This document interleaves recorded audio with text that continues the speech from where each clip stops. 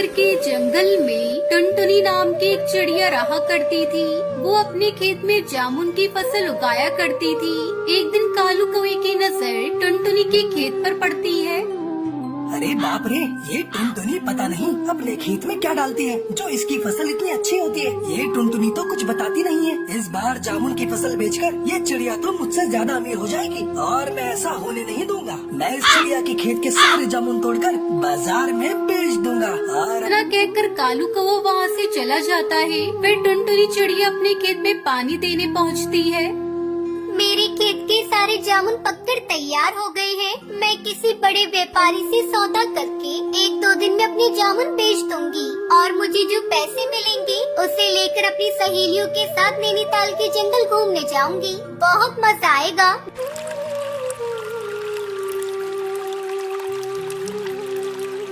मैंने पूरे खेत में पानी डाल दिया है। अब मैं घर चलती हूँ, कल फिर से आऊंगी। टुनटुनी चिड़िया खुशी खुशी अपने घर चली जाती है। उसी रात कालू कौवा टुनटुनी चिड़िया के सारे जामुन की फसल चुरा लेता है और अगली सुबह उसे बेचने के लिए दूसरे जंगल चला जाता है। जब टुनटुनी अपने खेत पर आती है तो देखती है कि उसके सारे जामुन गायब होते हैं। टुनटुनी रोने लग जाती है। हे भगवान, ये क्या हो गया? मेरे सारे जामुन कहाँ गए? किस कमबख्त ने मेरे जामुनों को चुरा लिया? अब मैं क्या बेचूंगी? मैं तो भूखी मर जाऊंगी। तभी टुनटुनी चिड़िया को कालू कौवे का पंख गिरा दिखाई देता है। अच्छा, तो ये काम कालू कौवे का है। मैं उस कालू कौवे को छोड़ूंगी नहीं।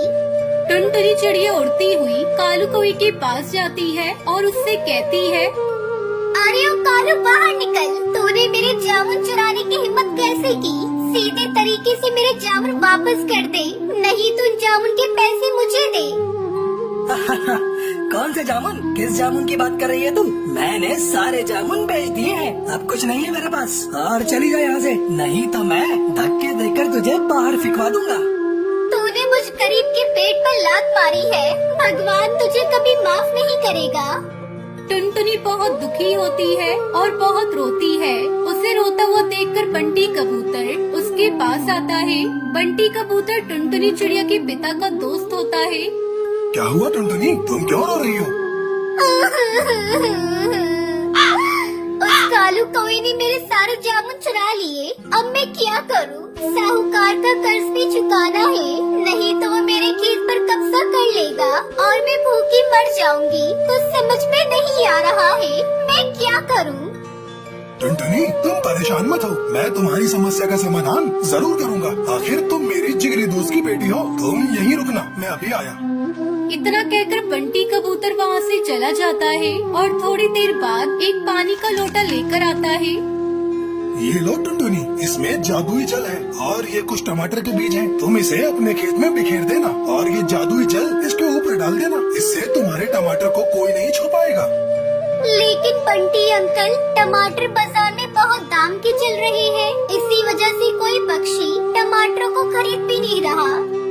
अरे टुनटुनी, मैं इसी कारण से ही तुम्हारे लिए ये जादुई बीज लेकर आया हूँ। जब तुम्हारे खेत में टमाटर आ जाए तो इन्हें तुम सस्ते दाम पर बेचना और जंगल के गरीब पक्षी सस्ते टमाटर खरीदकर बहुत खुश हो जाएंगे। फिर तुम्हारी बिक्री भी अच्छी हो जाएगी। आपका बहुत बहुत शुक्रिया जो मुझे अनाथ चिड़िया की इतनी मदद की। टुनटुनी चिड़िया टमाटर के बीज को अपने खेत में बिखेर देती है और उस जल को थोड़ा थोड़ा छिड़क देती है। देखते ही देखते टमाटर के पेड़ पर ढेर सारे टमाटर लग जाते हैं। ये सब देखकर टुनटुनी चिड़िया बहुत खुश होती है और बंटी कबूतर के घर जाकर उससे कहती है, आपने मुझे मरने से बचा लिया। आपका बहुत बहुत धन्यवाद बंटी अंकल।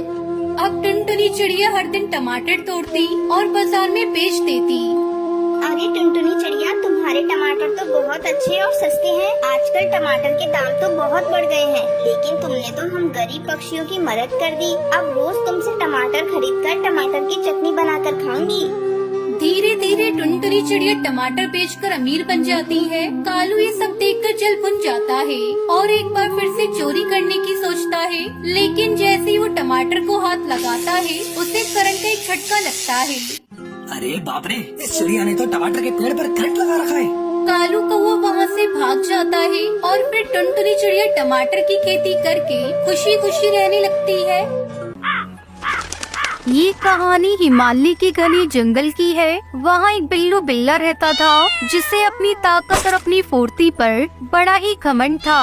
वो अपने आगे किसी को भी गिनती में नहीं लेता था। छोटे मोटे पक्षियों को तो वो यूँ ट्रीट करता है कि मानो वो ही जंगल का राजा हो, और करे भी क्यों ना। जंगल का राजा भी अंदर ही अंदर कहीं न कहीं उस बिल्लू बिल्ला से डरता था, और जब राजा किसी से डरता हो तो प्रजा की तो बात ही क्या। बिल्लू बिल्ला के इस रवैये से पूरे जंगल के सारे पक्षी दुखी थे। कई पक्षी उसे समझाने की कोशिश भी करते, पर वो कभी भी किसी की सुनता नहीं था। यहाँ तक कि उसकी बचपन की दोस्त टुनटुनी चिड़िया भी उसे समझाने की कोशिश करती है।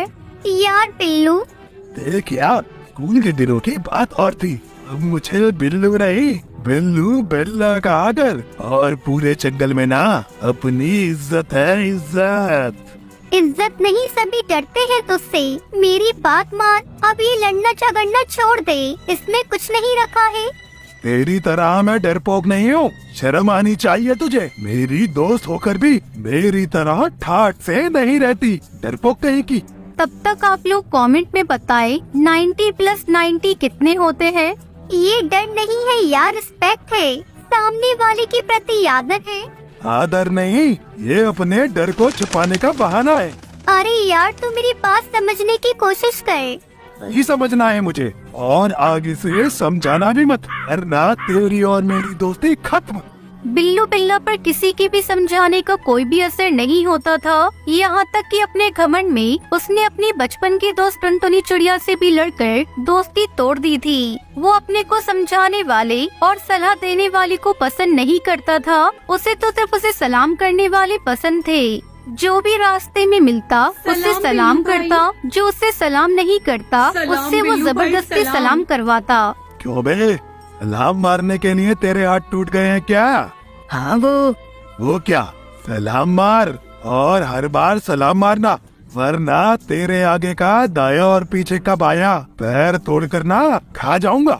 ना चल पाएगा ना घिसट पाएगा। माफ कर दो बिल्लू भाई, माफ कर दो। सलाम मार, सलाम। तोता भाई, आपने बिल्लू बिल्ला को देखकर रास्ता क्यों बदल लिया? क्या बताऊं बुलबुल बहन, इसके सामने जाओ तो इसे सलाम करना पड़ता है। कहीं भूल गए तो फाड़ खाने की बात करता है, कहीं गुस्से में फाड़ खाया तो इससे तो बेहतर है उस रास्ते ही ना जाओ जिस रास्ते ये बिल्लू जाए। फिर तो ऐसा हो गया था कि जो भी घमंडी बिल्लू बिल्ला को देखता वो अपना रास्ता बदल लेता। कोई भी उससे उलझना नहीं चाहता था, ना बहस करना चाहता था। जबकि बिल्लू बिल्ला था कि जिस पर नजर पड़ जाती जबरदस्ती उसके सामने पहुंच जाता और उसे खुद को सलाम करने को बोलता। उसे इतना घमंड हो गया था कि एक दिन उसके बचपन की दोस्त टुनटुनी चिड़िया उसे मिल गई तो वो उससे भी बोल पड़ा। ओए टुनटुनी चिड़िया, क्या हुआ बिल्लू? माना कि तू मेरी बचपन की दोस्त है, पर ये मत बोल कि इस जंगल में जिसे भी रहना है, जिसे भी मेरे सामने से गुजरना है, मुझे सलाम मारे बगैर नहीं गुजर सकता। और किसी ने नहीं मारा तो वो जान से मारा जाएगा। चल सलाम मार मुझे। अरे मैं तो तुम्हारी बचपन की दोस्त हूँ। दोस्ती अपनी जगह और पोजीशन अपनी जगह। सलाम मार, सलाम।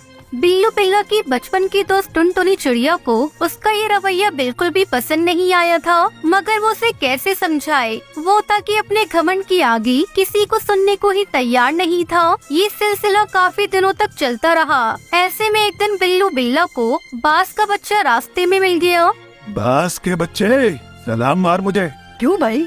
तुझे तेरे माँ बाप या जंगल के किसी ने बताया नहीं? मैं बिल्लू राजा हूँ, बिल्लू राजा।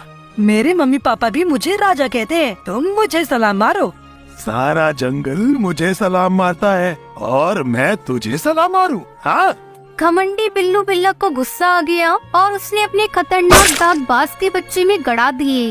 दांत इतनी जोर से गड़ी कि बेचारा बास का नन्हा सा बच्चा दर्द से चिल्लाता हुआ वहाँ से भागता हुआ अपने माँ बाप के पास पहुँचा। तो उसकी बात सुनकर उसके बाप को गुस्सा आ गया और वो बुरी तरह चिल्लाता हुआ बिल्लू बिल्ला को सबक सिखाने निकल पड़ा। कुछ ही आगे जाकर बास को बिल्लू बिल्ला मिल गया। क्यों बे बिल्लू बिल्ला, तूने मेरे बच्चे को काटा है? तमीज से बात करो। हाँ, मैंने काटा, उसने मुझे सलाम नहीं मारा था। ले, मैं सलाम मारता हूँ तुझे। बास की इस मार से बिल्लू बिल्ला के जबड़े हिल जाते हैं। वो घबराकर वहाँ से भागता है। उसे आगे टुनटुनी चिड़िया दिखाई देती है। वो उसके पीछे जाकर छुप जाता है। टुनटुनी चिड़िया के पीछे कहाँ छिप रहा है बे? आज हर हाल में तेरे जबड़े और दांत टूटने ही हैं। सारी बात सुनकर टुनटुनी चिड़िया उसे फिर समझाती है। तू मेरे बचपन का दोस्त था, इसलिए मैं तुझे समझाती थी।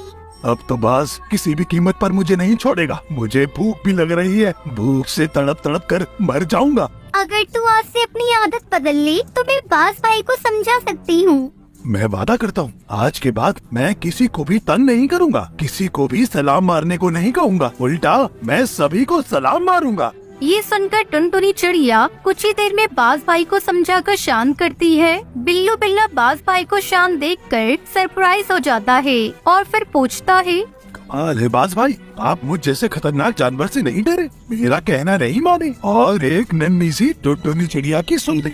इस संसार में कोई भी सबसे ज्यादा ताकतवर नहीं है। जानवर की ताकत से ज्यादा उसकी जबान की ताकत होती है। तुम में घमंड बनाए, इसलिए टुनटुनी चिड़िया के सामने तुम एकदम कमजोर हो। टुनटुनी चिड़िया का कहना मैं तो क्या पूरा जंगल मानेगा, क्योंकि टुनटुनी चिड़िया की जबान बड़ी मीठी है और मीठी जुबान से भगवान भी हार जाते हैं।